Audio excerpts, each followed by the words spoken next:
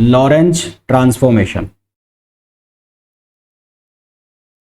As we know, transformation का मतलब होता है एक पार्टिकल जो एक कोऑर्डिनेट में है, एक कोऑर्डिनेट सिस्टम में है, उसके कोऑर्डिनेट्स को एक दूसरे फ्रेम ऑफ रेफरेंस के कोऑर्डिनेट सिस्टम में चेंज करना, उसको हम क्या कहते हैं? ट्रांसफॉर्मेशन कहते हैं। और ट्रांसफॉर्मेशन जब भी होगा तो हमें इस बात का ध्यान रखना है कि जो फिजिकल लॉज हैं, जो फिजिक्स के लॉ हैं, वो चेंज नहीं होने चाहिए। अगर फिजिक्स के लॉज चेंज हो गए तो वो ट्रांसफॉर्मेशन क्या हो जाएगा? फेल हो जाएगा। तो लॉरेंज ट्रांसफॉर्मेशन के पहले हमने एक ट्रांसफॉर्मेशन पढ़ा हुआ है जिसको हम कहते हैं गैलीलियन ट्रांसफॉर्मेशन। तो वैसा ही कुछ फ्रेम सिस्टम मैंने यहां पर बना लिया। ये हमारे पास दो फ्रेम है, ये जो फ्रेम बनाया है ये मैंने बनाया एस फ्रेम, और ये हो गया एक्स, ये हो गया वाई, और ये हो गया जेड। ठीक है।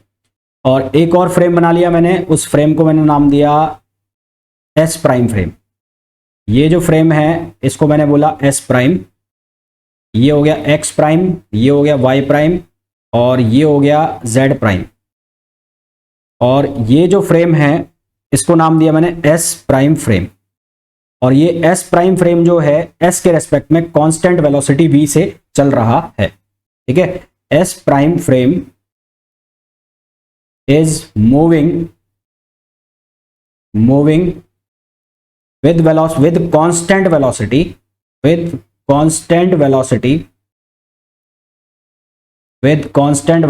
v with respect to s frame। S frame के रेस्पेक्ट में कांस्टेंट वेलोसिटी से चल रहा है। ये इसका ओरिजिन है और ये इसका ओरिजिन है। लेट सपोज कोई पार्टिकल यहां है, यहां पर कोई पार्टिकल है, एस फ्रेम के रेस्पेक्ट में इसके कोऑर्डिनेट्स हो जाएंगे एक्स, वाई, जेड और टी। और एस प्राइम के रेस्पेक्ट में इसके कोऑर्डिनेट्स हो जाएंगे x prime, y prime, z prime और टी प्राइम। ये कोऑर्डिनेट्स हो जाएंगे। तो एस ओ प्राइम के रेस्पेक्ट में, इस वाले ओ प्राइम के रेस्पेक्ट में इसको यहां से लोकेट करना पड़ेगा, और इसके लिए इसकी जो लोकेशन होगी वो यहां से हो। ठीक है। और ये किसके बराबर हो गया? ये हो गया आर, और ये हो गया किसके इक्वल? आर प्राइम के इक्वल। यहां तक सीन क्लियर है? ट्रांसफॉर्मेशन में हमने इक्वेशंस पढ़ी हुई हैं गैलीलियन में, जीटी में। According to GT Galilean transformation के अकॉर्डिंग क्या था? X prime equals to x minus v t, y prime equals to क्या था? Y, z prime equals to क्या था? जेड, और टी प्राइम इक्वल्स टू क्या था? T. Because there is no velocity in y direction and z direction, hence the equation of x should be change and it is x prime equals to x minus v t. It is according to Galilean transformation. ठीक। पर Galilean transformation fail हो गया जब velocity approach कर रही थी किसको? Light की स्पीड को। तो गैलीलियन ट्रांसफॉर्मेशन फेल। अब हमें इस फ्रेम के कोऑर्डिनेट्स इस फ्रेम में चेंज करना है। इस फ्रेम के जो कोऑर्डिनेट्स हैं एक्स वाई जेड, उसको हमें चेंज करना है, एक्स प्राइम, वाई प्राइम और जेड प्राइम में चेंज करना है। और उसके हमें लिए ट्रांसफॉर्मेशन इक्वेशन लिखनी है। इस ट्रांसफॉर्मेशन इक्वेशन को जब हम लिखेंगे तो हम सबसे पहले तो ये कंसीडर करेंगे कि ये जो ट्रांसफॉर्मेशन होना चाहिए लीनियर ट्रांसफॉर्मेशन होना चाहिए। ठीक है। पहला पॉइंट हम ये कंसीडर करेंगे, transformation should be linear. Transformation should be linear. अब ये लीनियर ट्रांसफॉर्मेशन ही क्यों ना चाहिए? मान लो मैं कोई इक्वेशन ऐसे बना देता हूं, एक्स प्राइम को मैं एक्स स्क्वायर से रिलेट कर देता हूं, एक्स प्राइम को एक्स स्क्वायर से रिलेट कर देता हूं, मान लो ऐसा कंसीडर कर लो। तो होगा क्या कि यदि मैं एक्स प्राइम की वैल्यू को 3 डालूंगा तो एक्स स्क्वायर की उसके लिए 2 वैल्यू आ जाएंगे, या एक्स की उसके लिए 2 वैल्यू आ जाएंगी। लेट सपोज कि मैंने यहां पर ये डाला 3 डाला एक्स प्राइम की वैल्यू, तो ये एक्स स्क्वायर इक्वल टू 3 हो गया, यानी कि x equal to plus minus 3, 2 answer आ जाएंगे। तो यहां पर x प्राइम की एक वैल्यू के लिए x के 2 आंसर आ गए। तो इसलिए मैं प्रॉब्लम को कॉम्प्लेक्स ना करते हुए मैं एक कोऑर्डिनेट के लिए, एक वैल्यू के लिए एक ही वैल्यू चाहता हूं। तो इसलिए मैं ये जो ट्रांसफॉर्मेशन कर रहा हूं वो लीनियर ट्रांसफॉर्मेशन कर रहा हूं। यानी कि इन दोनों में जो रिलेशन बनेगा, चाहे वो x प्राइम में बने, चाहे वो y प्राइम में बने, चाहे वो z प्राइम में बने, वो लीनियर बनना चाहिए। अब जब मैं x डायरेक्शन में रिलेशन बनाऊंगा तो x डायरेक्शन में क्या है, जो एक्स प्राइम होगा वो फंक्शन होगा किसका, एक्स का और टाइम का। क्यों होगा, क्योंकि जो ऑब्जर्वर होगा एस फ्रेम के अंदर, एस फ्रेम के अंदर जो ऑब्जर्वर होगा उसको ये दिखेगा, क्योंकि ये जो फ्रेम है ये v वेलोसिटी से चल रहा है, तो इसको ये दिखेगा, जो यहां से डिस्टेंस बन गई x की t टाइम पर, तो इसको ये दिखेगा x equals to v t. और जो इस फ्रेम में होगा o प्राइम में, ये s फ्रेम में है, और s प्राइम में जो होगा उसको क्या दिखेगा कि x prime equals to zero, क्योंकि ये अगर यहीं बैठ के देख रहा है तो इसको तो सब कुछ जीरो ही दिखाई देगा। और अगर इसको यहां बैठ के देखता है कोई ऑब्जर्वर तो उसको दिखेगा कि ये फ्रेम चल रहा है और चल रहा है, तो इसका मतलब इसमें मोशन है, तो x की वैल्यू t टाइम पर कितनी हो जाएगी, v इंटू टी। यहां तक क्लियर। तो अब हमें इनकी रिलेशन बनानी है, तो रिलेशन बनाएंगे तो लीनियर इक्वेशन होनी चाहिए। तो लीनियर इक्वेशन के हिसाब से मैंने एक इक्वेशन लिख दी, कैसे, मैंने इक्वेशन लिख दी x prime equals to A x plus B t, ऐसे मैंने वही इक्वेशन लिख दी where a and b are constant, जहां ए और बी क्या है, कांस्टेंट है। ठीक है, अब we have to find out the value of A and B, में ए और बी की वैल्यू फाइंड आउट करनी है, उसके लिए हमें कंडीशंस यूज करनी पड़ेंगी। Now we will use the condition. तो कंडीशंस क्या होंगी, for observer in S frame, in S frame at time t, at time t x की वैल्यू कितनी होगी, वी टी, एक्स की वैल्यू कितनी होगी, v t, and S prime frame में जब ऑब्जर्वर होगा तो एक्स प्राइम की वैल्यू कितनी होगी, जीरो, क्योंकि एस प्राइम में जब ऑब्जर्वर बैठ जाएगा और वो सेम वेलोसिटी से चल रहा है, उसी वेलोसिटी से, तो उसको तो कुछ भी नहीं दिखाई देगा, उसको दिखाई देगा कि सब कुछ जीरो है उसके लिए। और जबकि एस फ्रेम में जब ऑब्जर्वर बैठा है तो उसको दिखाई देगा कि ये चल रहा है, इसका मतलब एक डिस्टेंस कवर हो रही है, और वो डिस्टेंस किसके इक्वल हो गई, v इंटू टी। तो ये दोनों जो इक्वेशंस है वो मैंने इस इक्वेशन में यूज करनी है। तो जब मैं यहां पर यूज करूंगा इस इक्वेशन के अंदर वैल्यू, इक्वेशन फर्स्ट के अंदर ये दोनों वैल्यू, तो from equation first, from equation first, equation first से क्या बनेगा, इक्वेशन फर्स्ट से ये बनेगा कि एक्स प्राइम की वैल्यू हो गई जीरो, और ए एक्स का ए एक्स की जगह लिख दिया मैंने वी टी, एक्स की जगह मैंने क्या सब्स्टिट्यूट कर दिया, वी टी, और प्लस बी टी। तो यहां से क्या बना है, यहां से बना जीरो, टी कॉमन आ गया, ये बन गया ए वी और प्लस बी। ठीक है, ये क्या बन गया, ए वी प्लस बी, और फिर यहां से हमारे पास ये टी इक्वल्स टू जीरो कर देंगे। यहां तक क्लियर है, टी को जीरो करेंगे तो यहां से हमारे पास बन जाएगा, क्या बनेगा, B equals to minus A v. हमारे पास क्या इक्वेशन बन जाएगी, B equals to minus A v. अब हम क्या करेंगे, कोई बात नहीं, रिकॉर्डेड में देख लेना आप, रिकॉर्डेड में देख लेना, रिकॉर्डेड में तुम। अब हम क्या करेंगे, b माइनस ए वी जो वैल्यू आई है, इस वैल्यू को मैं सब्स्टिट्यूट कर दूंगा कहां पर, इक्वेशन नंबर फर्स्ट में। Now from equation first, from equation first,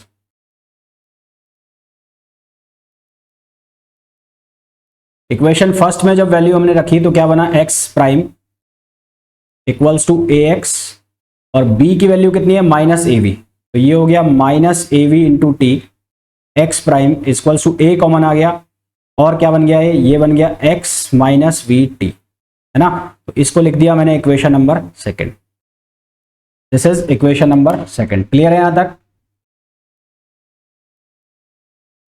तो हमारे पास एक इक्वेशन बनी, x prime equals to A x minus क्या बन गया, वी टी। अब इसी को अगर हम इनवर्स में लिखना चाहें, इनवर्स में लिखने का मतलब है कि अभी ऑब्जर्वर यहां बैठ के सब देख रहा है, अभी आप एक्स प्राइम और एक्स में रिलेशन बना रहे हो। यदि आप एक्स और एक्स प्राइम में रिलेशन बनाओगे तो क्या दिखेगा कि ये जो v है, जो भी आपको पॉजिटिव एक्स में चलता हुआ दिख रहा है, ये आपको किधर दिखाएगा, नेगेटिव एक्स में चलता हुआ। तो आपको क्या दिखाई देगा, for inverse transformation, for inverse transformation, कि x की जगह आप क्या लिखोगे, x प्राइम की जगह लिखोगे x a, यहां क्या लिख दोगे, x प्राइम। अब जो v है आपको ऑपोजिट डायरेक्शन में चलता हुआ दिखाई देगा, तो ऑपोजिट में चलता हुआ दिखाई देगा, तो इसको माइनस माइनस क्या हो जाएगा, प्लस v, और ये हो गया t, और ये हो गई इक्वेशन थर्ड। यहां तक क्लियर। अब यहां तक हमारे पास इक्वेशन आ गई। अब हम क्या करेंगे, हमें एक स्पेशल कंडीशन बनानी पड़ेगी। स्पेशल कंडीशन क्या बनानी पड़ेगी, ये कंडीशन मैं बना रहा हूं कि initially at t equals to zero, at t equals to zero ये दोनों फ्रेम कोइंसाइड कर रहे हैं, कोइंसाइड, ये दोनों फ्रेम कोइंसाइड कर रहे हैं टी इक्वल्स टू जीरो पर। At t equals to zero ये दोनों फ्रेम क्या कर रहे हैं, इनवर्स ट्रांसफॉर्मेशन इक्वेशन में भाई ये इसको अगर आज आगे जाता हुआ दिखाई दे रहा है, ऑब्जर्वर यहां बैठ गया है ना। अब इनवर्स में मतलब मैं एक्स कोऑर्डिनेट निकालना चाह रहा हूं, तो ये इसको किधर जाता हुआ दिखाई देगा, नेगेटिव एक्स में जाता हुआ दिखाई देगा। तो नेगेटिव एक्स में जाता हुआ दिखाई देगा, तो यहां पर जहां पर माइनस भी आया था, यहां जहां माइनस भी आया था उस माइनस बी की जगह क्या हो जाएगा, प्लस। यानी कि ये जो B equals to minus A v बना था, ये बन जाएगा B equals to A v, और ये b equals to A v बनेगा, तो इस इक्वेशन से क्या बन जाएगा, x prime plus v t. Inverse के केस में यहां जो वैल्यू बनी थी ये वाली, इनवर्स के केस में यहां पर इक्वेशन आप कैसे लिखोगे, इनवर्स के केस में इक्वेशन लिखोगे x equals to A x prime plus B t, ऐसा लिखोगे। और अब आप क्या लिखोगे, x की वैल्यू को जीरो करोगे और x प्राइम की वैल्यू जो है उसको आप करोगे कितना, माइनस वी टी, तो आपके पास ये इक्वेशन आएगी।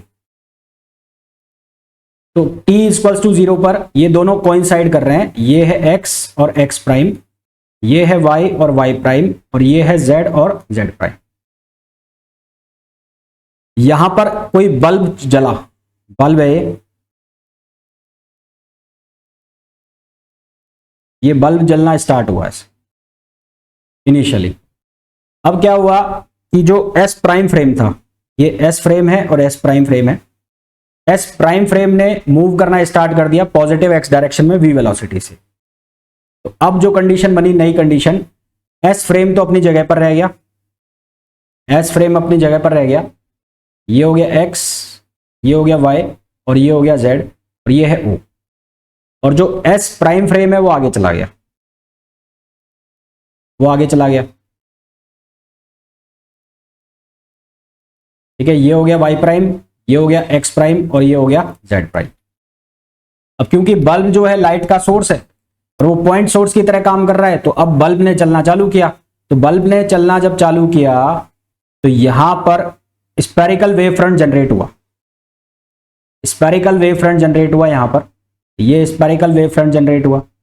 सिमिलरली अगर s प्राइम फ्रेम से देखें, कहां से देखें, s प्राइम फ्रेम से देखें, और ये s फ्रेम है, तो s प्राइम फ्रेम से देखोगे तो भी एक स्फेरिकल वेव फ्रंट जनरेट हुआ, स्फेरिकल वेव फ्रंट जनरेट हुआ। और क्योंकि यहां लाइट का सोर्स है और लाइट की स्पीड सेम रहेगी किसी भी फ्रेम के लिए, है ना, इररेस्पेक्टिव ऑफ फ्रेम, तो speed of light is same, speed of light is same irrespective to frame, irrespective to frame of reference. तो क्या होगा कि ऑब्जर्वर जब s में होगा तो फॉर s x की जो वैल्यू बनेगी t टाइम में, वो कितनी बनेगी, c इंटू टी। मतलब t टाइम में लाइट अगर यहां पहुंच रही है यहां पर, तो x की वैल्यू कितनी आएगी, c इंटू टी। और for s frame, s prime frame, x prime की वैल्यू कितनी बन जाएगी, c t प्राइम। यानी कि t प्राइम टाइम के अंदर भी अगर उसको लाइट देखनी है तो वो भी सेम टाइम लेगी, c t प्राइम। ऐसा क्यों हो रहा है, क्योंकि जो लाइट की स्पीड है वो सेम है, चाहे वो किसी भी फ्रेम ऑफ रेफरेंस में हो, लाइट की स्पीड वहां पर हमेशा क्या चलेगी, सेम चलेगी। इज इट क्लियर और नॉट। और ये वाली वैल्यू, ये दोनों वैल्यू जो है वो हम सब्स्टिट्यूट करेंगे कहां पर, ये वाली इक्वेशन सेकंड के अंदर। तो फ्रॉम इक्वेशन सेकंड, इनको हम नाम देते हैं इक्वेशन 4। तो फ्रॉम सेकंड एंड 4, तो अगर मैं सेकंड एंड 4 का यूज करता हूं तो क्या दिखेगा, ये दिखेगा c t prime equals to A, x की वैल्यू कितनी हो गई, सी टी, और माइनस ये वैल्यू कितनी हो गई, वी टी, माइनस कितनी वैल्यू हो गई, वी टी। तो यहां से बना c t prime equals to A t, और ये क्या हो गया, सी माइनस वी, क्या हो गया, c minus v. We need to find out t prime over t. तो टी प्राइम ओवर टी की जो वैल्यू है वो क्या बन गई, वो बन गई a c minus v over c. बोलो भाई, यहां तक clear? T prime over t की जो वैल्यू है वो क्या बन गई, a v over c over c. या आप इसको लिख सकते हो t over t prime equals to c over a c minus v. एक वैल्यू हमारे पास ये बन गई। सिमिलरली हम इससे भी वैल्यू बना लेंगे, यहां पर भी यही वैल्यू सब्सटीट्यूट कर देंगे, एक्स की वैल्यू को सी टी और एक्स प्राइम की वैल्यू को सी टी प्राइम। यही वैल्यू हम यहां पर भी सब्सटीट्यूट कर देंगे। तो यहां पर भी जब हम सब्सटीट्यूट करेंगे वैल्यू को तो क्या बनेगा, similarly from 3 and 4, similarly from equation 3 and 4। तो अगर मैं 3 and 4 का यूज कर रहा हूं तो x की जगह मैं सब्सटीट्यूट करूंगा सी टी, x की जगह मैंने रखा सी टी, और a का a, x प्राइम की जगह मैंने सब्सटीट्यूट किया वी टी प्राइम प्लस यहां पर क्या रखोगे, सी टी प्राइम, सॉरी यहां रखोगे सी टी प्राइम, ये रखोगे आप सी टी प्राइम। ठीक है, अच्छा यहां पर एक चीज कर लेना, इसको वी टी प्राइम कर लेना, क्योंकि फ्रेम ऑफ रेफरेंस जो एस प्राइम फ्रेम है उसमें टाइम टी प्राइम है, टी प्राइम, तो ये टाइम हो जाएगा टी प्राइम यहां पर। तो इस फ्रेम में टाइम हो गया टी प्राइम, तो यहां पर आप रखोगे c t prime plus v t prime. तो सी टी कॉमन कितना आ गया, ए टी प्राइम, ये बन गया सी प्लस वी। यहां पर हमने वैल्यू फाइंड आउट की टी अपॉन टी प्राइम की, तो यहां पर भी हम वैल्यू निकाल लेंगे टी ओवर टी प्राइम की। तो t over t prime equals to हो गया A c plus v over c. ये वैल्यू हो गई टी ओवर टी प्राइम की, और यहां से ये वैल्यू हो गई टी ओवर टी प्राइम की c over a c minus v. अब दोनों वैल्यूज सेम है तो दोनों को हम इक्वेट कर देंगे, तो इक्वेट कर देंगे इन दोनों वैल्यूज को। तो दोनों वैल्यूज को इक्वेट करोगे तो ये वाली वैल्यू कितनी है, c over a c minus v. इसके पहले का साफ हो गया क्या? अरे यार शिट, ये तो रिकवर भी नहीं होगा अब। ओ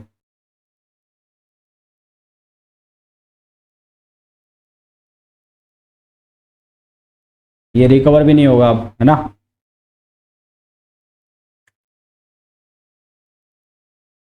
क्या वैल्यू आई थी हमारे पास? वैल्यू आई थी टी, यहीं लिखता हूं, टी ओवर टी प्राइम की जो वैल्यू आई थी वो आई थी a c plus v over c, और यहां से हमारे पास वैल्यू आई थी c over a c minus v, ये वैल्यू आई थी। अब इन दोनों को करेंगे क्रॉस मल्टीप्लाई। इन दोनों को जब क्रॉस मल्टीप्लाई करोगे तो क्या बनेगा, ये बनेगा a square c square minus v square equals to c square. ठीक है, a square c square minus v square equals to c square, और इसको लिखा मैंने a square equals to c square over c square minus v square, और a square मैंने divide कर दिया इसको सी स्क्वायर से, तो यहां बन गया 1/1 minus v square over c square. A की जो वैल्यू आ गई वो आ गई under root 1/1 minus v square over c square, और ये जो कांस्टेंट की वैल्यू निकल के आई है इसको हम कहते हैं Lorentz transformation factor. Lorentz transformation factor, ठीक है, this value is called Lorentz transformation factor, जिसको हम कई जगह गामा से भी लिखते हैं, गामा से भी, it is also written as gamma. तो हमारे पास जो इक्वेशन बन के आई थी, कौन सी इक्वेशन बन के आई थी, x prime equals to A x minus v t. तो उसमें ए की वैल्यू आ गई हमारे पास, और ए की वैल्यू कितनी आ गई है, 1/1 under root 1 minus v square over c square, और ये वैल्यू सेम लिखी हुई है x minus v t. 1/√1 minus v square c square को मैं क्या लिख सकता हूं, इसको लिख सकता हूं गामा। तो यहां से एक्स प्राइम इक्वल्स टू क्या हो गया, gamma x minus v t. Since there is no velocity in y direction, तो वाई डायरेक्शन में कुछ भी नहीं आएगा चेंज, तो y prime equals to y, z prime equals to z. यहां तक क्लियर है?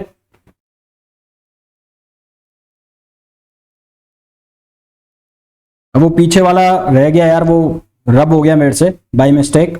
अब वो तुम्हारे स्क्रीन में होगा, रिकॉर्डिंग में, वो देख लेना, उसको देख के लिख लेना।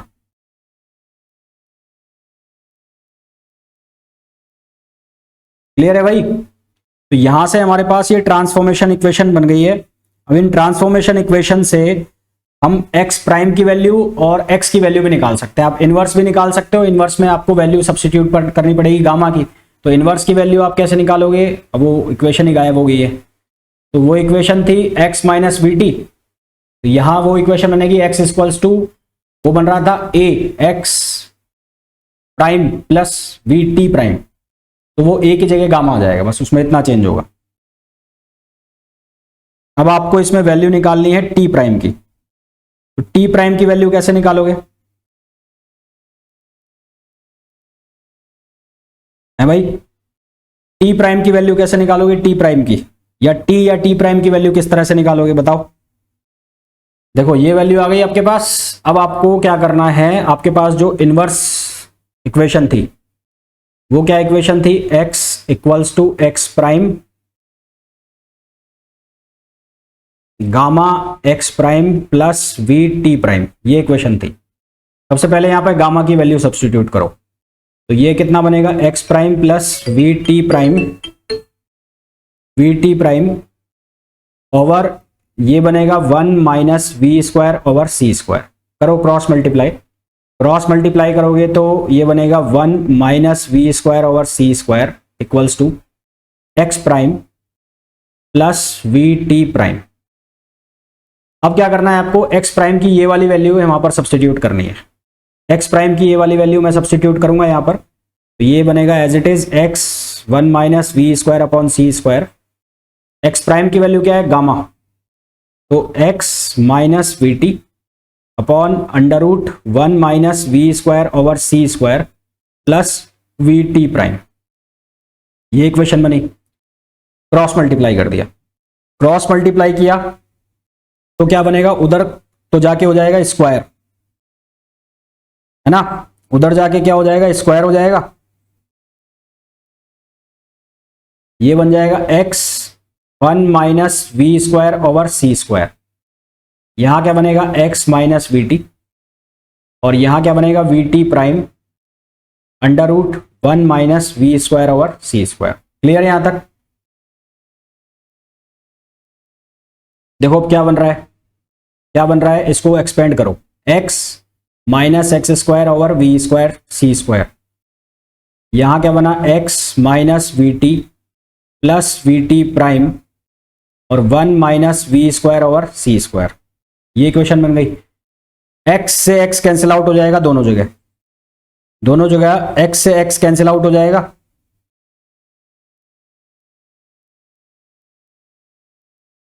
तो यहां x से x हो गया कैंसिल आउट। क्या बना साहब? यहां बन जाएगा minus x v square over c square equals to minus v t plus v t prime और ये बन गया 1 minus v square over c square. ये इक्वेशन हमारे पास बन गई है। क्या कुछ कर सकते हैं इसमें बताओ जरा? इसमें क्या कुछ चेंज कर सकते हैं? अब इसको कैसे सॉल्व करें?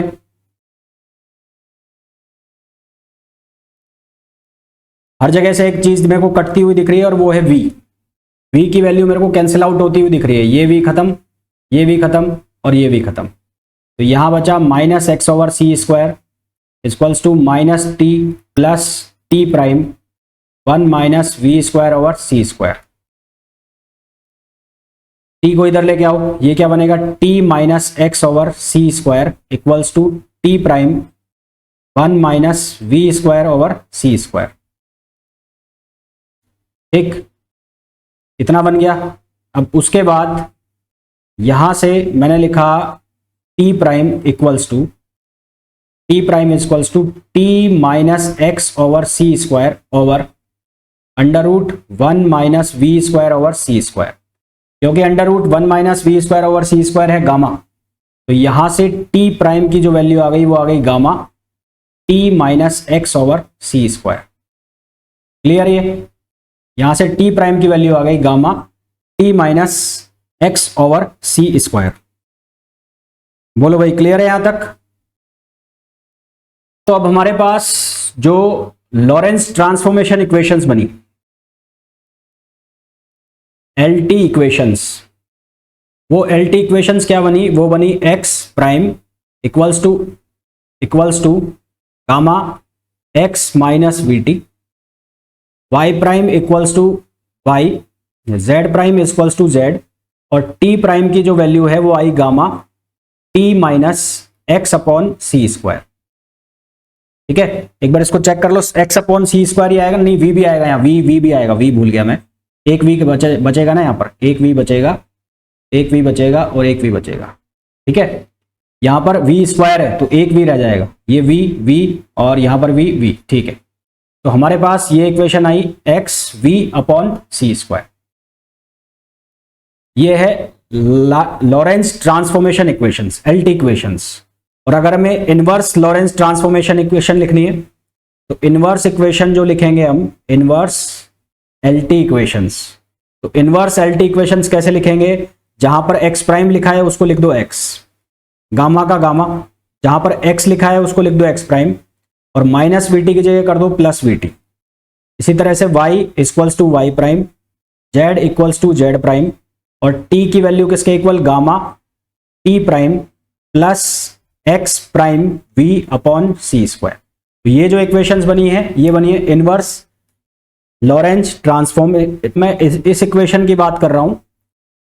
तो यहां पर क्या हो रहा है? s prime frame is moving in positive x direction, positive x direction with respect to S frame. और जब मैं इसकी बात करता हूं तो यहां पर क्या लिखा हुआ है? S frame is moving in negative x direction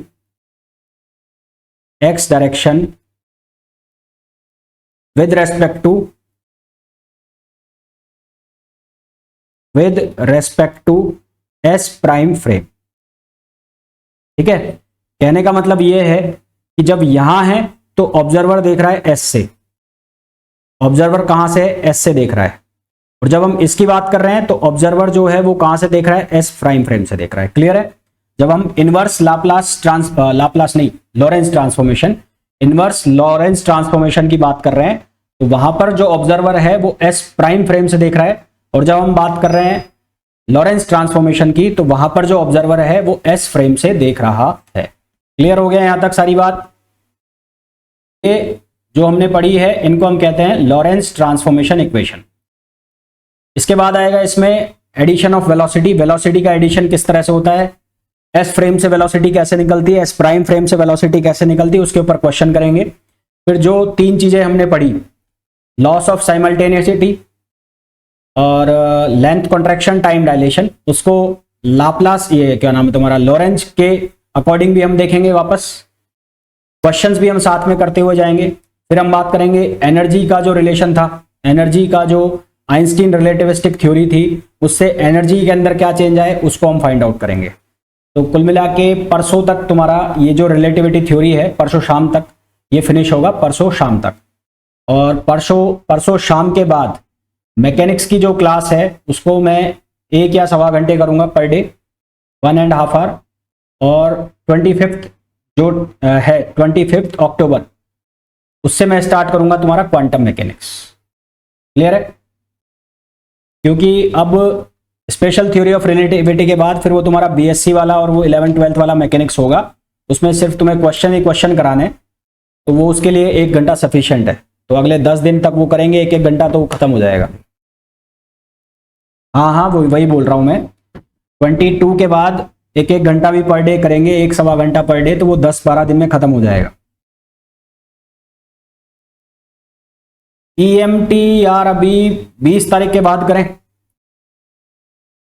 EMT 15 या 20 नवंबर के बाद करते हैं, कर लेंगे ईएमटी 15-20 नवंबर के बाद करते हैं। अभी क्वांटम कर लेते हैं एक बार, क्वांटम कर लेते हैं एक बार। क्वांटम ईएमटी में करा दूंगा 15 या 20 तारीख के आसपास करेंगे।